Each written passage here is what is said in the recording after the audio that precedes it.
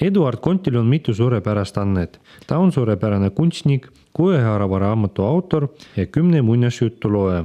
Olga Žarkova, kes on Kohtla-Järve Vene virtuaalse muuseumi juht, nägi palju ühest Eduardi Konti ja Viktor Vasnitsovi loomingus, kuna nad mõlemad on vaimustuses muinasjuttudest ja mõlemad on joonistanud palju põnevaid pilte teemadel. Сегодня у нас посвящена лекция нашему местному художнику. Tänane loeng on pühendatud kohalike kunstnikule ja Afgani sõjas osalenud Eduard Kontile. Täna räägime tema loomingust, elust, eluloost ja maalidest.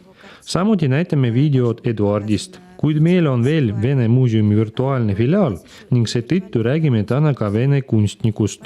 Ning Eduard Kontiga paaris räägime täna ka Viktor Vasnitsovist, kunstnik muinasjutu vestja, kes joonistab erinevaid illustratsioone muinasjuttudele. Need on Aljonuška ja 3 rammumeest. Nagu te teate, ka Eduard Kont kirjutab muinasjutte, kusjuures ta kirjutab ise, luuletab ja joonistab. Kunstnik Eduard Kont rääkis telekanali Liites, millega ta töötab hetkel ja millised on tema tulevikuplaanid.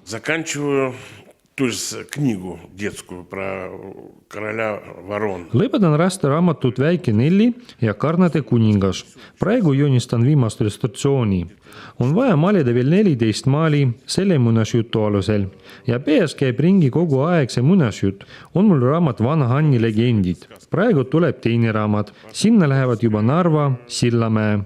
Kirjutasin 2 legendi Rakverest ja Tervasest ning Porkuni järvest. Kirjutasin 2 legendi Rakverest ja Tarvasest ning Porkuni järvest. Kirjutasin legendi Sillamäest. Tuleb ka teine raamat ning siis loodan, et ka 3.